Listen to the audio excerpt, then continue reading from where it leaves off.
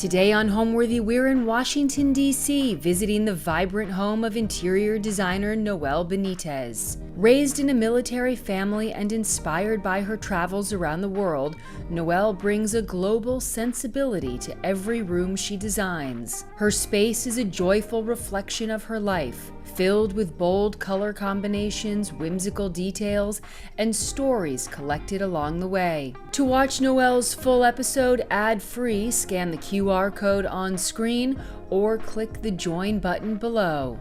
You're watching Homeworthy, where we believe every home has a story. I'm Allison Kenworthy, the founder of Homeworthy, and we take you inside the world's most beautifully decorated homes and introduce you to the brilliant people who live there. Hi Homeworthy, I'm Liz Lang. Welcome to Grey Gardens. Click the join button below to access all of our latest episodes ad-free and watch extended cuts of this and other homes, opening the doors to new rooms and exclusive content featuring our beloved hosts. I can't wait to see, I'm so excited.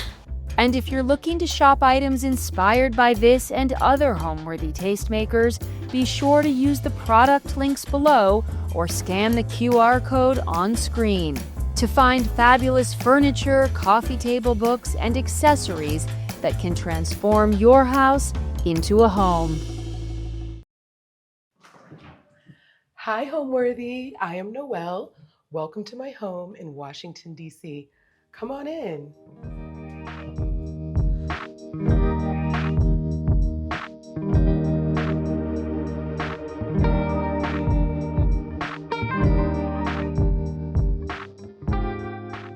Hello there. I am Noel Benitez, interior designer and owner of Unparalleled Designs. Welcome to my home in Washington, D.C. So I was actually born in Concord, Massachusetts, but we moved to England almost immediately. And you know, England has just a lot of different rich cultures. I remember being young and taking in Indian culture, whether it was like in a restaurant or some of the beautiful saris I would see some of the citizens wearing. So I guess I didn't realize the love I was having for deep, rich, saturated colors and textures and iridescence even then. Then from there, and then also, you know, my mother, we always kept really beautiful homes. You know, when you're in the military, you're moving from place to place. So it was really important for us to get our home set up. The day we moved in, like by the end of that evening, it really looked like we had lived there for years. No boxes in sight. And, you know, we really just kind of got on the ball with that. So I do the same thing with my home in terms of getting things together, making it feel lived in almost immediately. Living in Panama, again, that's beautiful Central American country. You have the indigenous Kahuna Indian population. Again, the art, the color, the jewelry, the beads. Another thing that just, I guess I was registering these beautiful elements of culture without knowing that one day I was going to take all of these elements and actually create a business, create an aesthetic, and take it from there. And then Turkey, I would say, was probably one of the deepest, impactful areas. One, I was already 18 when I was living there, so I was able to explore on my own. I saw a lot of interesting play between the Muslim world, the modern world, the Central Asian world, the Ottoman world. That came together in a really unique way for me. Also going into the different shopping districts. So Turkey was really impactful for shaping my eye for sure. My sense of style really is global. I have a very global perspective on design and spaces because of my international background, living in several places. I mean, we lived in England, Panama, Turkey, because my parents were in the Air Force. And then of course, DC is a very international city. So there's a bit of eclectic vibes. There is a little bit of a posh vibe in here because I have like the tufted sofas. So really it's supposed to feel global and welcoming, and then a little bit of that poshness as well. What I love most about my home is that if someone has no idea who I am, like they have no idea who Noel is, they've never seen me, don't know much about me, if you walk them through my front door and walk them room to room, I believe it'll be clear to them that I'm someone who has a love for the world, a love for cultures, a love for color, a love for plants, a love for people. Hopefully that comes out as well. And I also the textures. I feel like when I walk around my home, I'm experiencing the types of textures that I like to experience other places in life, even with my wardrobe.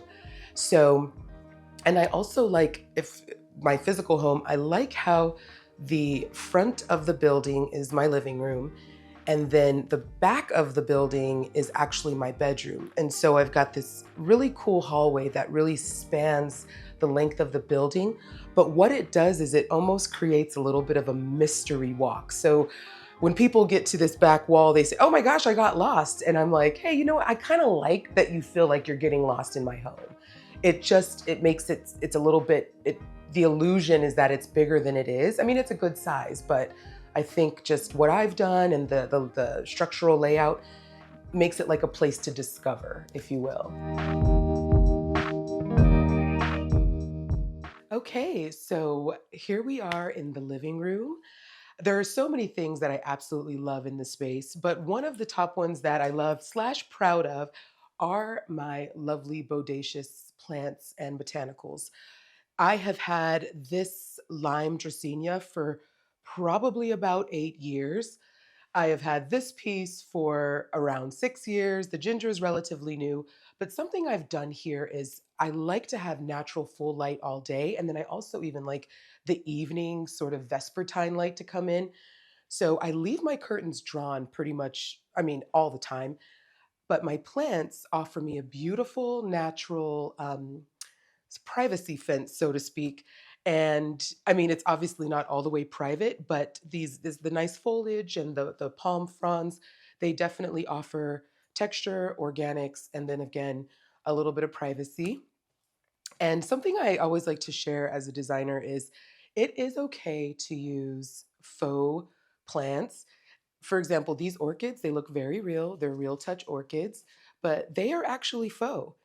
But they add so much to the atmosphere. And because I put in some birch branches and the beautiful green in the pods, they really do flow with the other bits of greenery and make it look even more natural. So, yeah, my coffee table, funny enough, it's not actually functional. It is straight design. I've got my Billie Holiday coasters that I was gifted by a friend, Alan. I love this mask. I actually got that on the beach in Mexico. I was just, doing my thing in the sand and there's fenders going up and down. So at first I didn't think I wanted anything, but then I saw this mask and I was like, you know what? I should get this mask. So I definitely did my best to take care of it because it's breakable between Mexico and getting back here. But that goes back to just finding specialty things on your travels and bringing it back into your home. Another thing that is a pride and joy of the room is my Moroccan style chandelier. This is actually from Ballard Design, but it's clearly inspired by the beautiful art coming out of Morocco. You can't see right now, but in the evening, you need a translucent bulb, of course, but in the evening, it just casts the most stunning pattern all over the ceiling.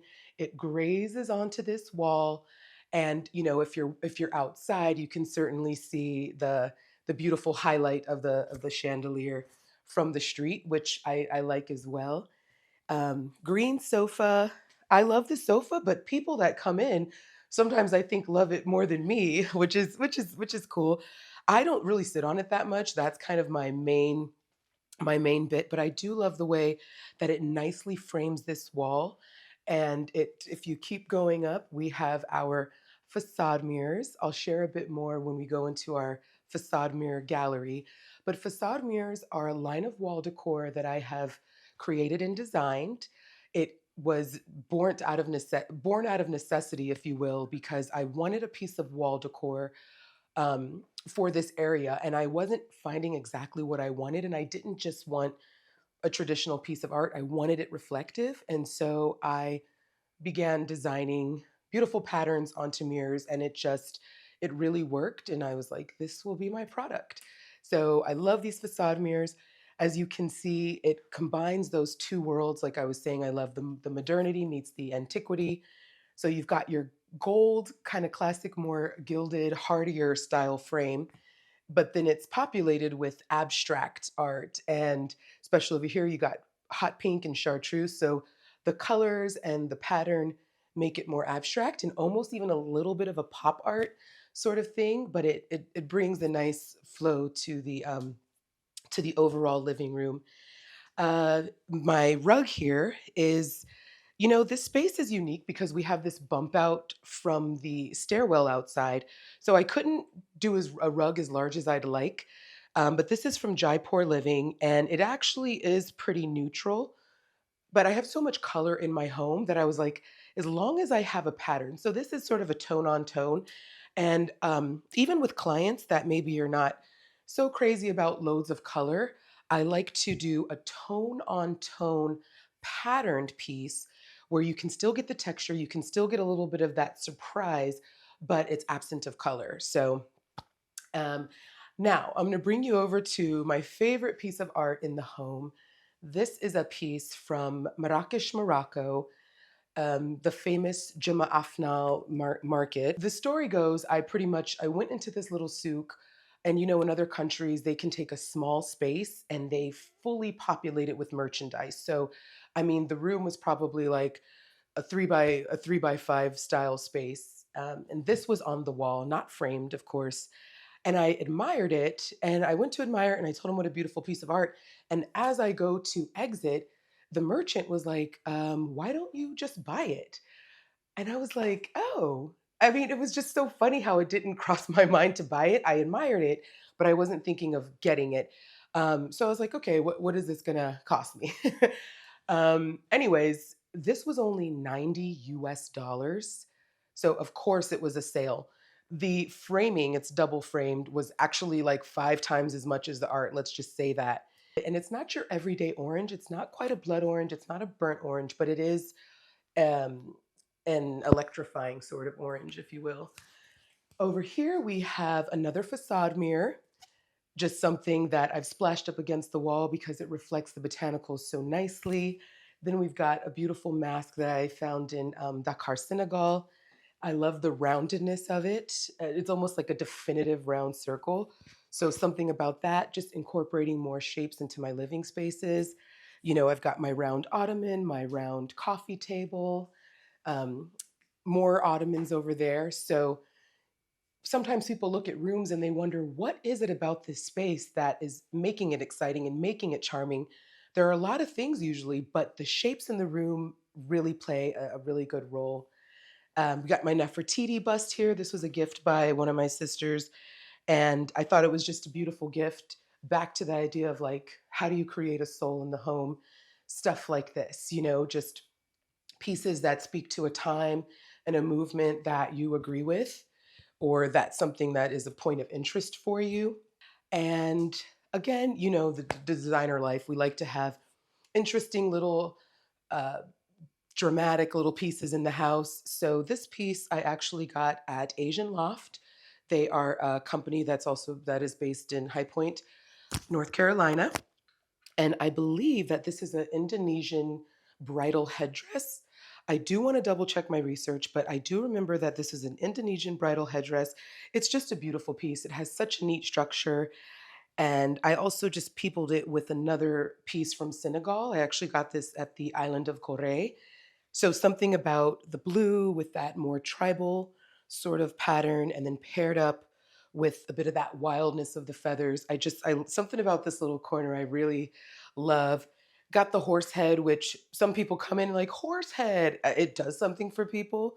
Sorry about the little broken ear there, but I was like, character. The littlest things offer character. Sago palm. If anyone ever gets a sago palm, just um, be ready for this to take a long time to grow. So, I mean, I've had that for years and it hasn't done much, but it's so hardy and it's beautiful. So I just go with it.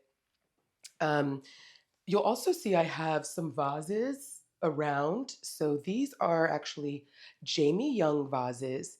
And I originally was going to source them for a project, but the truth is, and this is a designer thing, I loved them so much that I decided to keep them for myself.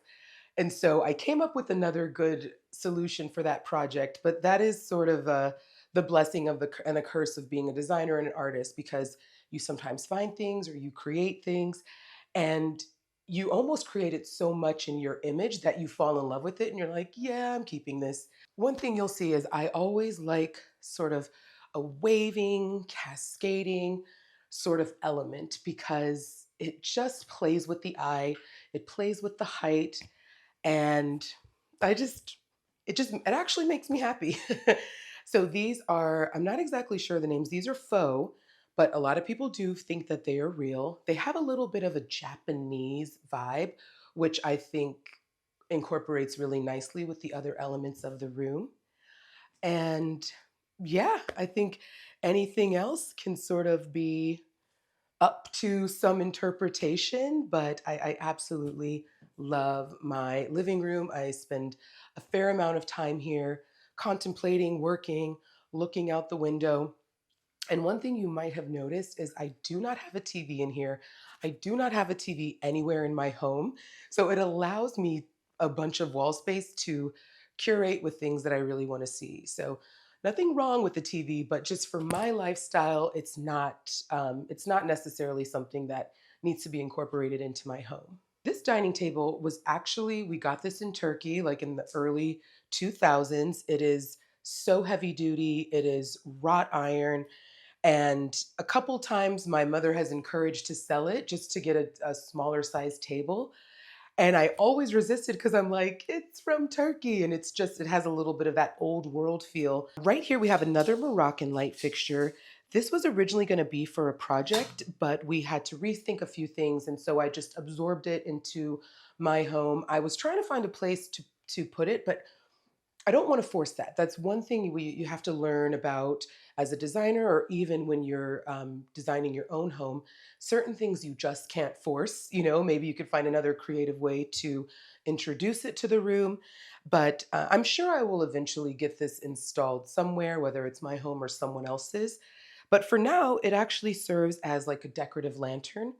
So I'll take it.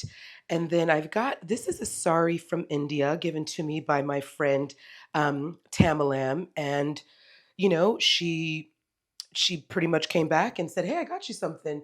And when I looked at it, I was like, you really know me because it is, I'll actually just open it up. I have it on my chair, but the truth is, you can actually see me wearing this out on a little day function. You know, it obviously is just, it's beautiful and it has like a little iridescence. And there's a lot of creative ways to use something like a sari. So for now, when I'm not wearing it, I don't want it to just be idling in a closet. I can just incorporate it with my decor and it just seamlessly goes in, hanging out next to my giraffe. And then I also have one in the window. So like I wouldn't call my house whimsical all the way, but I do incorporate some whimsy elements. It's just again, just reminding you that life is fun. We don't have to be that serious about things, or we can just have a playful moment even as adults during serious times. So yeah, I love my little giraffe in the window there. And yeah, but my table from Turkey, it's mine. This isn't going anywhere. The mirror here is from Uttermost. I'll point out two things. Uttermost Revelation are one of my favorite trade accounts. They have a showroom in High Point, North Carolina, but I love their products. So this mirror reminded me of an sophisticated sort of Flintstone style mirror. As you can see, the frame, it has a little bit of that contortion. It's almost like hammered, but not all the way. So I really think it spoke to just the timelessness, the old world, ancient society, all of that stuff. Against the black wall, of course. I haven't even touched on the colors, but did a black accent wall because black is, yes, it's a bold color. Yes, it's a strong color. But fundamentally, black is actually a neutral. So that is why people are surprised with how much they love it because they realize, like, wow, this is not intense, but rather a nice, a nice boundary, a nice border for things. This was a find from Miss Pixies in DC. Miss Pixies has transitioned a bit, so I'm not exactly sure if they are a full-on brick and mortar still, but when they were rocking, they were just everyone in, you gotta love Miss Pixies. You know, it was just one of those places. So yeah, I absolutely love this room.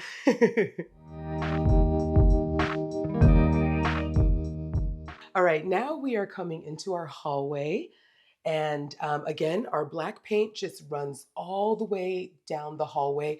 I did it for a couple of reasons to add a little bit of a mystery, add a little bit of intrigue. But this is a piece that I got at the island of Gorée in Dakar, Senegal. The island of Gorée is it's a fascinating place because it has a deep, painful history, that is like the door of no return. So for the enslaved people that were leaving the beautiful continent of Africa and never returning, the island of Gorée was a big place where a lot of the enslaved were people were about to go into that part of their life. So finding art on that part of the island was just special. And then something I really love about it, I love a lot, but most of the colors in here are pretty traditional for what you find in nature. But the artist made a call to do this palm tree in black and white. And something about that just really was like extra special to me. So love this piece. And a lot of the colors from this art you will find throughout the home. Here we have just a fun little moment. I like to take spaces that maybe traditionally are a little bit ignored and say, hey, let's pop art there. Let's put another Jamie Young vase with a custom arrangement in there. This chair traditionally does not exist here, but I moved a few things around just to accommodate the facade mirrors in the gallery. So this will likely find another home, but at least kind of works for the moment. So yeah, I love it. And then this is mother of pearl. We've got another round shape here. And the chartreuse was just the affinity. It has a nice affinity with the other colors going on. So popped a bit of chartreuse here for fun. And I totally love it. I totally love it. So now let's check out the facade mirror gallery. This room has loads of colors and patterns, but these are some of the pieces that, as you know, facade mirrors are something for retail. So these are the pieces that people are buying for their own homes, for their own commercial spaces. I currently have it set up as a bit of like an art exhibit because I just like the way that it feels. This room is actually a multifunctional room. It is a mud room. It is a art supply room. It is a gallery for the facade mirrors. And then I also just have other cool pieces on the wall. Like um, I've got this Miles Davis art and the definition of the word hippie, which is right here. And then I also have my beautiful friend Jennifer, rest in peace to my wonderful friend, but she just helps bring another little bright element to the room. As far as the color goes, this color is actually called Cactus Flower. It's a Benjamin Moore color, and it really is like a deep saturated coral. Right now, all the lights are on, but when the overhead light is off, it is a different sort of feel. It's just a little bit softer and it just has like a dainty vibe. But I really do like this color in all lights. So picture it, it's like a pink with more red coming in, and of course we have some orange. But that's one thing about me is I like ambiguous colors. Like yes, it might like sometimes like this for example, like it's not exactly a pink, it's not an orange, it's not a red. It's all of those coming together in one. So that's just part of my own, I guess, aesthetics as a designer. Up here, I have one of my favorite hats, which I got in Mexico City for my birthday. And, some pieces that you have are so nice, like articles of clothing. They could be so nice that you're like, hey, while I'm not using it, similar to my Indian sari, um, I popped the sombrero on the wall, got this cool kind of metal belt. I'm like, hey, let me adorn one of the facade mirrors with it. We also have a lovely necklace that I got from Mexico City. I was like, great. It'll serve as a lampshade topper, if you will. I've got a candle going here. This is my cousin Lamar. He's got King Candle Company, so he gifted me a few of those, and I love his fragrances, so I'll be getting some more for myself as well. But again, small businesses, friends that travel, family members that create art, all of those things, when I get blessed with it, I'm like, ooh, how can I incorporate that into my living space? Another function of this room is I've got my kettlebells in there. Sometimes this is a separate closet with winter clothes. So I would say I'm pretty happy with the way that it looks a little crowded right now, but I certainly can come in here and meet a lot of different needs. And then what I have hanging on the door, that is a lovely tapestry. I'm forgetting the name, but it is from Mozambique. And so if you're in Mozambique, it is something that is kind of commonly found.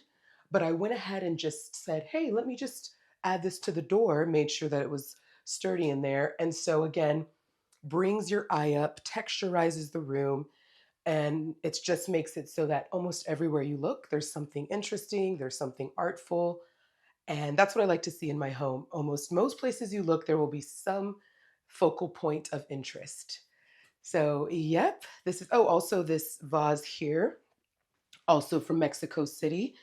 Something about that fuchsia, and I believe they have like a phoenix on there. I was just like, I absolutely love this. These are my acrylic paints. Some of them are a little bit stashed away, some brushes, because this is what I use to create our facade mirrors. So everything's gonna come back to the facade mirror.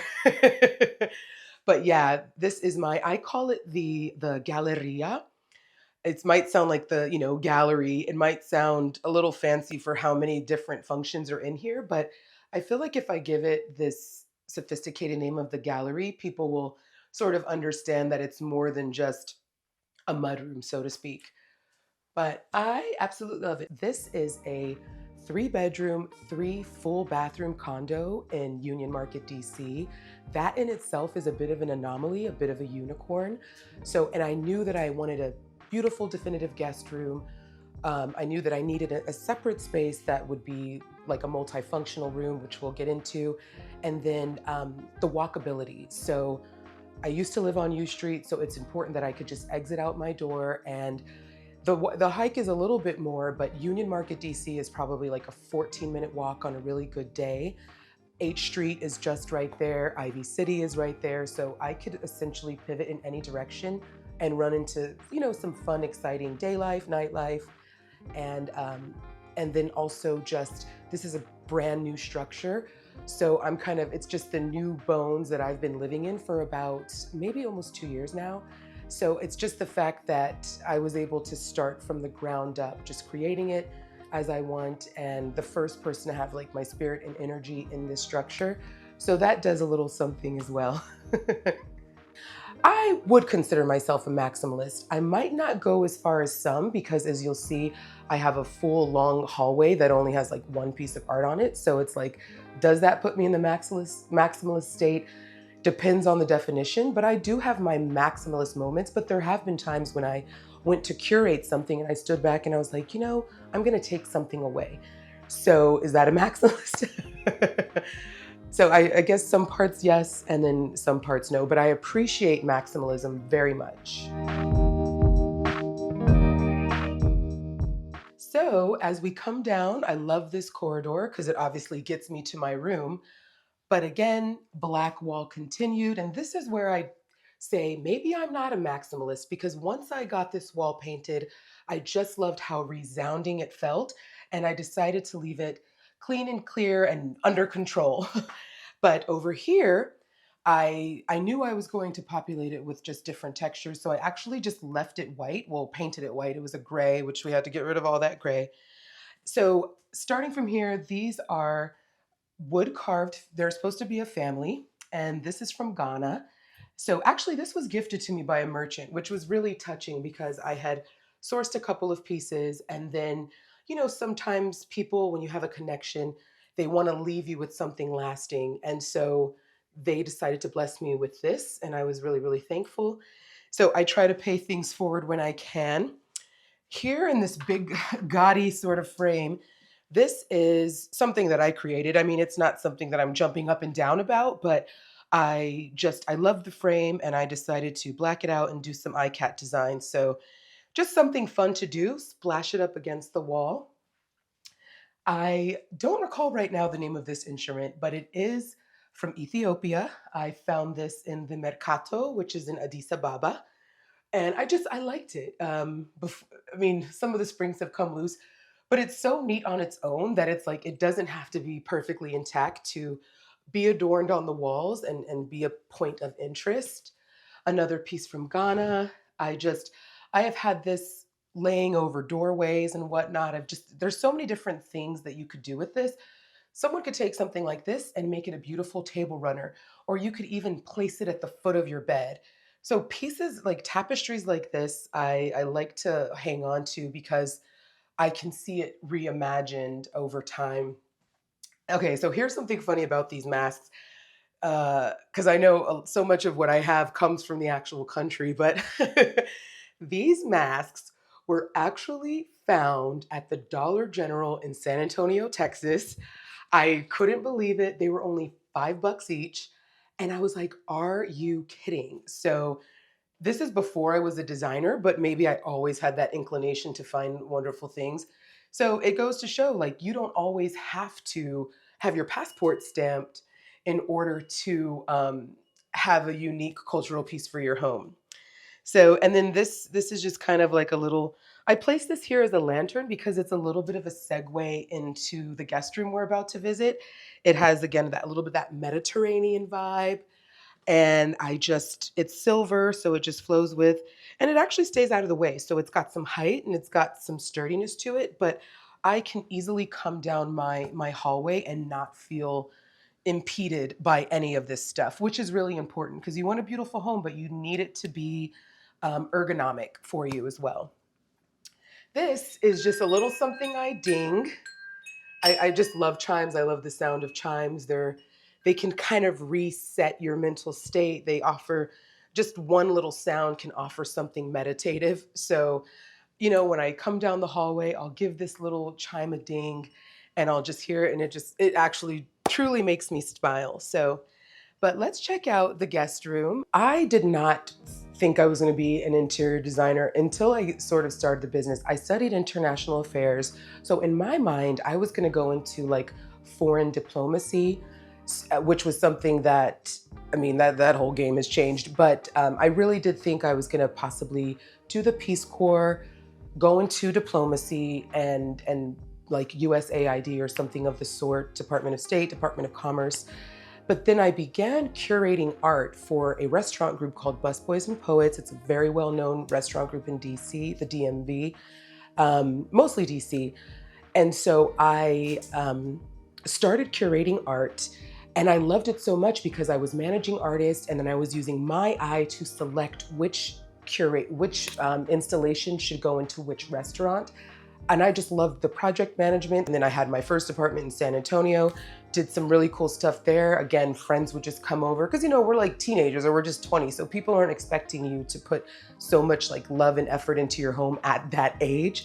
So I knew that I had an innate skill when it comes to design and spatial intelligence, if you will. I would rearrange spaces, rearrange my own room, help my mother rearrange the house. So it was there.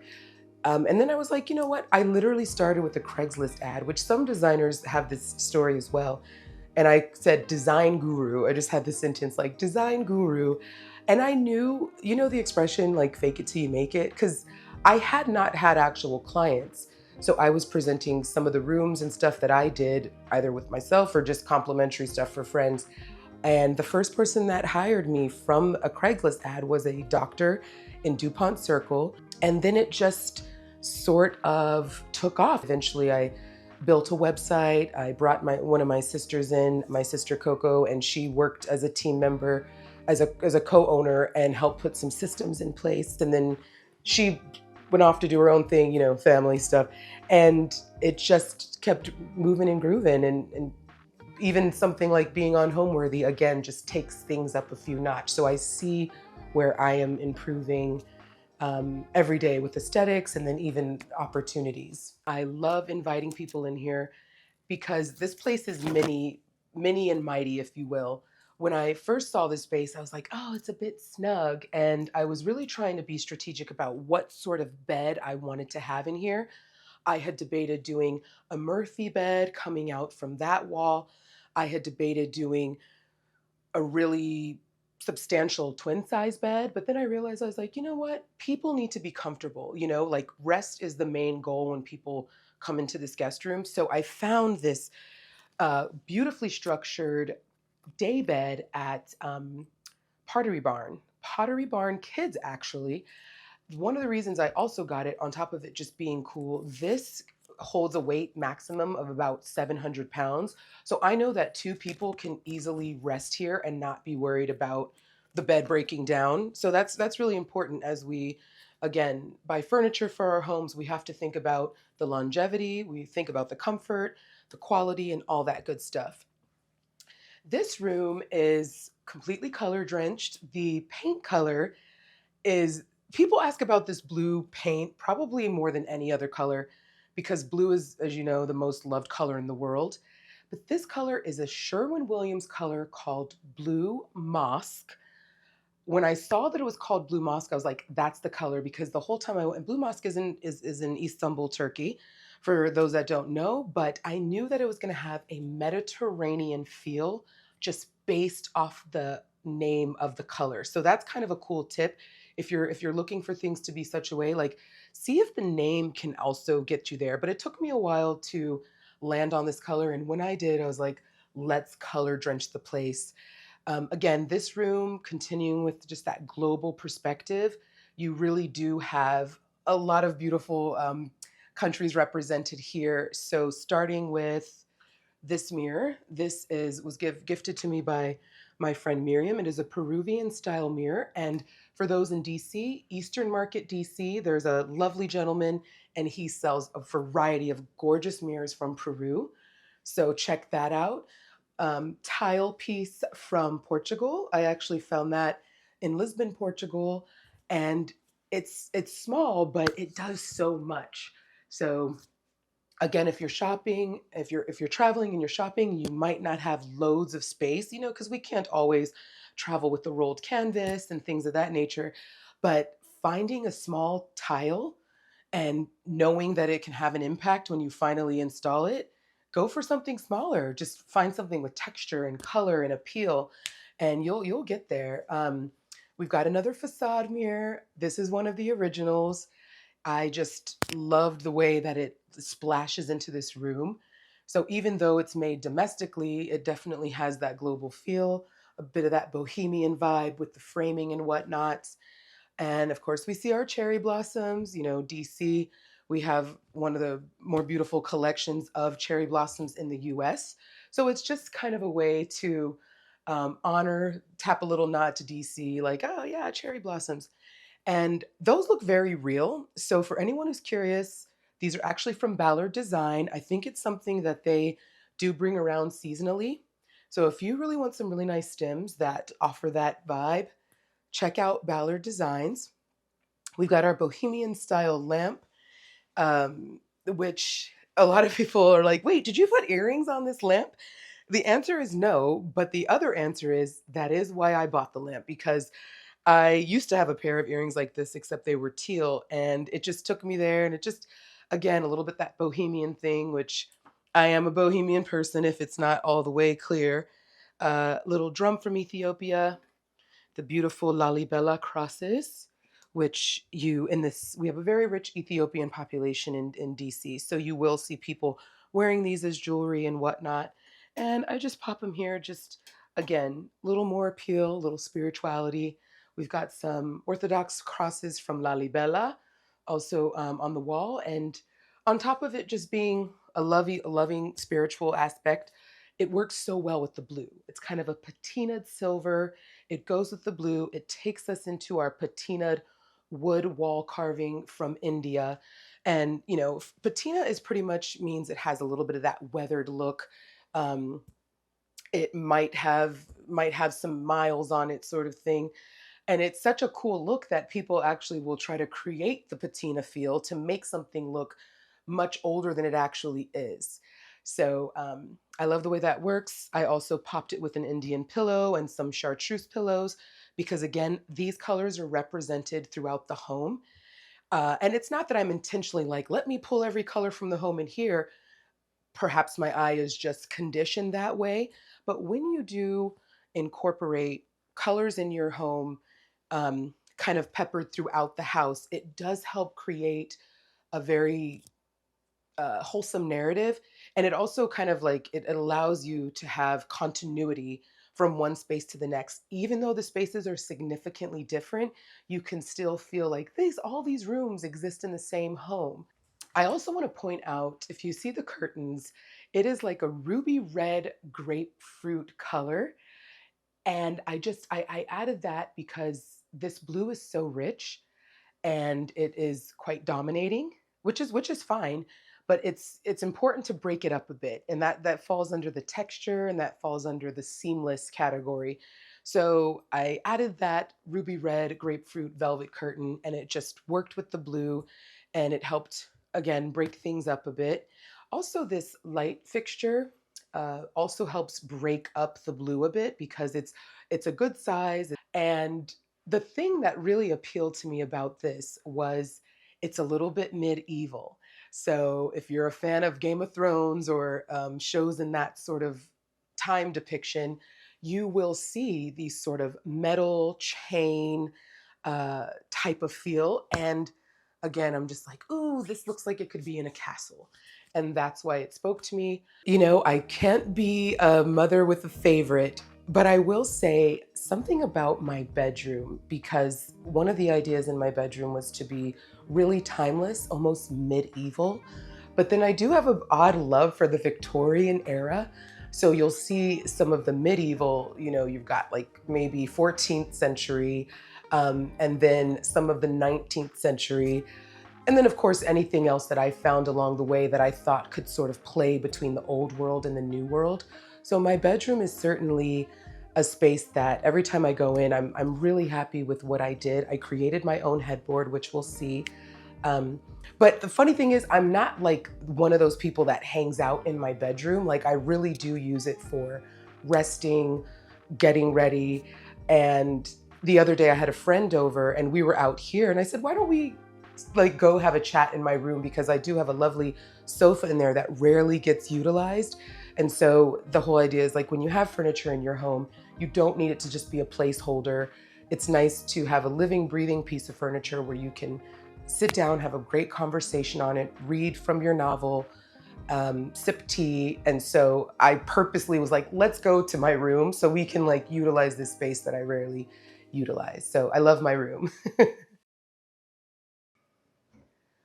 Welcome to my bedroom. So we're about to start my little tour in the bedroom, but before we go in there, as you can see, I have a lovely velvet chartreuse curtain hung just outside the door. And this is another thing that people are like, oh my gosh, I love this. I love this idea. I also did the same thing over the guest room door. It's really for design, but guess what? It's also highly, highly functional. So if someone is in this room, they want a little privacy, but they don't really want to close the door all the way, you simply just, oh, there's my chime again. You simply close the curtain. You've got all the privacy you need, but you still have like a nice airflow, or you can still talk to other people in the house.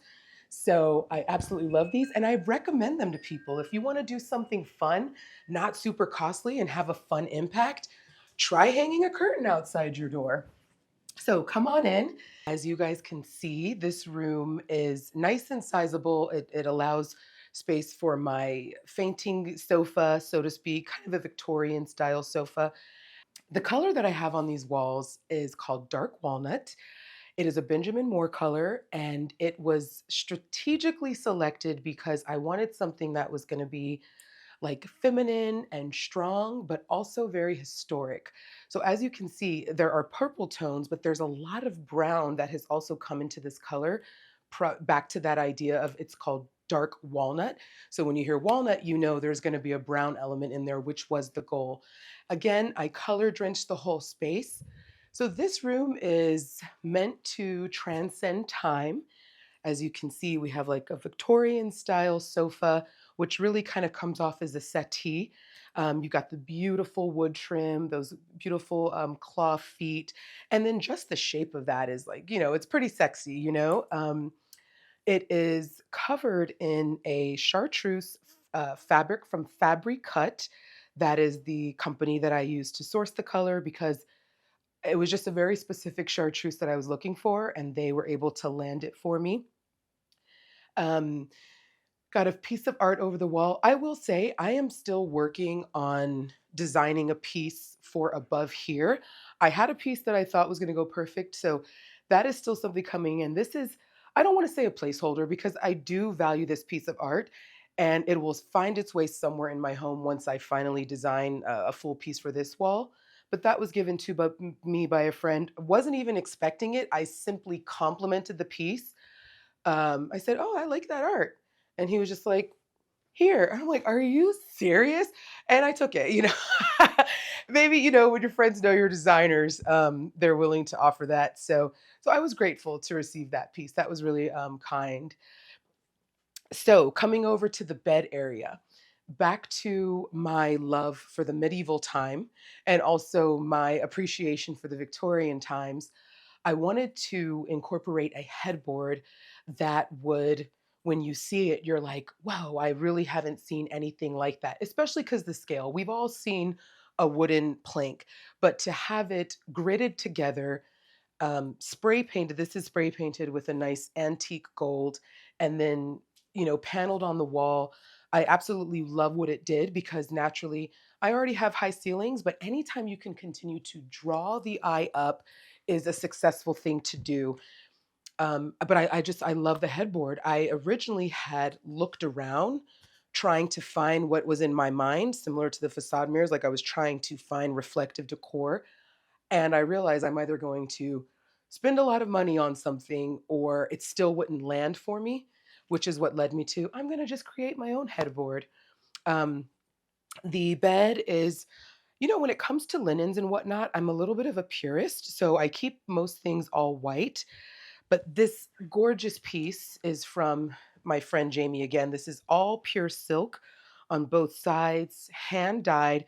This is a quality piece right here. He gave it to me as a scarf, but again, similar to the Indian sari, I don't want something this lovely just hanging up, waiting to be worn. So I tossed it on the bed, and as you can see, the pureness of the silk, it just has such a gorgeous cascade. Wherever it falls, it's a win. And that's just, I consider that a luxury piece. And the color is what I would call a blood orange, and it has a bit more red in it. But something about that color is just, it's a rare type of color to find. And there's really not that color anywhere else in the room. So it just kind of comes in as a bright, shining focal point.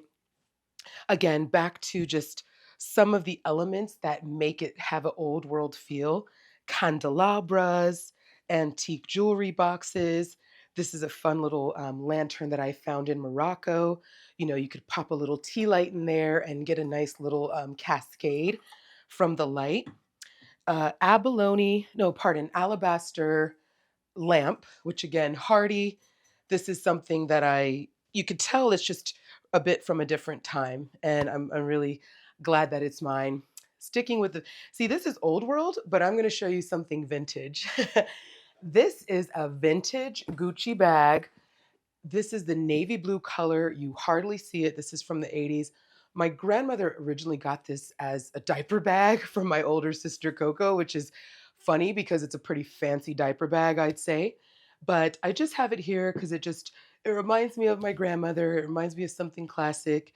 And you know how we do. Sometimes we put the fancy things on display. We've got our light fixtures here. Confession, I need to change that light bulb, but again, from Morocco, just adding to the ancient world theme. A lot of the products coming out of certain countries, they still touch on the old world, and so that's why I go there to source things. And in the evening, it just gives the most beautiful, sensual type of lighting. I mean, there's times when I actually will fall asleep, I'll dim that down, and it's something about that very dim, warm light. Sometimes I feel like it even can induce sleep a little bit more. So I just absolutely love my little pendant light fixtures. Then I've just got my little poof ottoman here, hit it with a little fur to, again, add a little bit of zhuzh, add a bit of mystery, and all of these things. Sometimes I move this ottoman around the room, so it's not always at the foot of the bed. So my curtains, these are light blocking, if anyone was curious. When it comes to bedrooms, I really do encourage light blocking.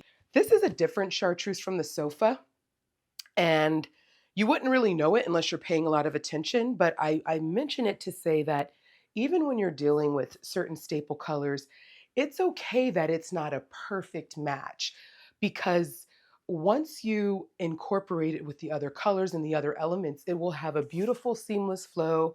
I can almost guarantee that.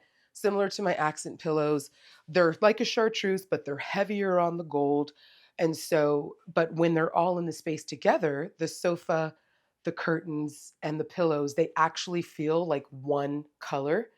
So don't get too hung up on finding definitive shades because I'm telling you, once you organize and curate the space the right way, you'll definitely be happy with the results of how your color palette comes together. Another thing that I really want to point out in this room is my lantern, my brass lantern over here. That I know it might look like I bought it at the Renaissance Fair or something, but funny enough, I found that piece at Hobby Lobby years ago. I was just cruising through the aisles trying to find something that was unique and old world, and I was being open-minded about it, and it is the first and only lantern I've ever seen like that in Hobby Lobby. So I snatched it up, and I was thinking when I first got the home, I was like, where am I going to put my gold lantern? I wasn't sure if I wanted to have it in my living room space or in like maybe like a more populated traffic area. But once the room started to come together, I was like, yes, I absolutely need to put my lantern in my bedroom so that again, when people come in here, they're like, I don't know what time period is. And I love that. I love that about my space. And then we have my sofa. This is the one I'm surprised I don't spend more time on this sofa because it is very, very comfortable. It's been customized, and it's you've kind of feel like the lap of luxury when you're on it. There's something very regal about sitting on such a nicely shaped piece of furniture. So, but I don't feel bad that I don't use it all the time because I use it when I need to, and then it's also just a nice piece of furniture that sits well in the room and it brings the whole theme together. So, um, yeah, if anyone needs a good upholsterer, certainly let me know. I would be really happy to share. Mr. Paul King, he's in Fairfax, Virginia, and I've worked with him for several pieces, several clients, and he does a beautiful job, an absolutely beautiful job. So, and then finally, I have this unexpectedly became a jewelry holder. This was just a simple piece of wall decor that I popped on the wall. I wanted the gold to help break up and interact with the paint at the same time. So I placed it here as just your classic sort of wall decor. But then one day I went to take off a necklace and again, just being creative and whimsical about your environment. And I went to go hang the necklace here and I'm like, hey, I kind of like that. So then I was like, oh my gosh, could I just make this a jewelry situation? Because I knew I needed, and this is probably just a very small fragment of my jewelry, but when with jewelry, if for anyone that wears it, if you have a lot, you almost have to keep it in front of your eye to know what you have. Otherwise, you'll have beautiful pieces that are just locked away in your dark closet and you literally forget about your jewelry unless you have it in your physical view. So that's why I just decided to keep it within my purview. I'm able to try on an outfit and go right over and say, okay, should I try this? Should I try that? And then sometimes I just stick with my classic gold herringbone necklace. But this is a way for anyone who's like, gosh, I'm not making the best use of my jewelry and my accessories. Consider where it could go outside in one of your living areas. Because even if this were in the closet, I wouldn't explore it as much. So that just sort of happened like that, and I love it. I found this piece at Miss Pixie's several years ago, and I'm telling you, I have had it hung in so many different spaces against so many different colors. This art is truly like a chameleon. It will fit so many different random things. I mean, even if you put it amongst super modern pop art, it's gonna find a place. So I just put it right here because I don't want any little space to be forgotten. And it's just right here as I enter my bedroom, and I love it. What gives a home soul? Ooh, I think your lived experience coming to life in your home. Like right now, I'm looking at a beautiful set of teacups that a friend gave me for my birthday. Even things like that, whether it's someone that when someone knows you, they might give you something that you will incorporate into your home, and it's incorporating those things in the right way. Because of my travels, that is part of my soul, that is part of my personhood. So I will find precious little pieces on my travel and bring it back into my home to just keep telling that narrative. And then also, it's who you have in your home. For me, it's also like who you have in your home, the specialness, the warmth. This, as I get older, like my entertaining has dwindled down a bit. So it's almost like thinking about those special life moments and those special characters in your life, the people in your life that when they come into your space, it's basically endless conversation where you're like, oh my gosh, it's 3 a.m., and it's like you're forcing yourself to say goodnight because it's like the spirit of the people, the spirit of the surrounding. It's just so contagious and intoxicating. The word home is a place that I'm really excited to get back to. And I notice a lot of people are always eager to get home, even when you're having a good time. So there's clearly some sort of consciousness in the air that is making people a bit more homebodied, which is fine. It could be for economic reasons, for safety reasons, or just, the cost of living is just so insane that we've gotten more creative with cooking and just entertaining within our homes. So home is certainly a place that feels warm. It has all of your favorite things there. My idea of home is definitely shaped around being an Air Force dependent, because I don't get, interestingly enough, I love my home and I love homes, but I don't get supremely sentimental about it has to be this location, or like, you can't, like when my mother sold her home in Maryland, a few of my sisters were like, no, no, no. And I realized I'm like, I don't have any attachment to this home. And it's probably not because I didn't love it, because I did, but I'm like, it's the people and it's the spirit of who is building within the home. That is the definition of home for me. Homeworthy, thank you so much for this tremendous tour. Thanks for spending the afternoon with me at my home. Until next time, bye-bye.